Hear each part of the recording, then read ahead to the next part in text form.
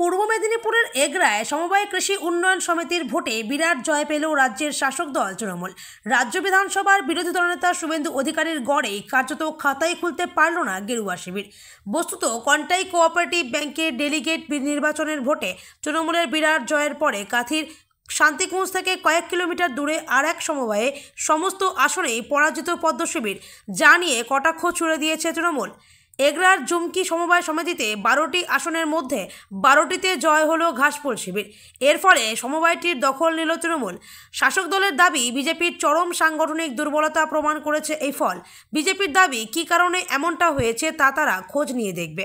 বিজেপির দখলে থাকা জুমকি গ্রাম পঞ্চায়েতের জুমকি, মানিকাদিঘি, বিশ্বনাথপুর, শিমুলিয়া গ্রামকে কেন্দ্র করে গড়ে উঠেছে জুমকি সমবায় সমিতি।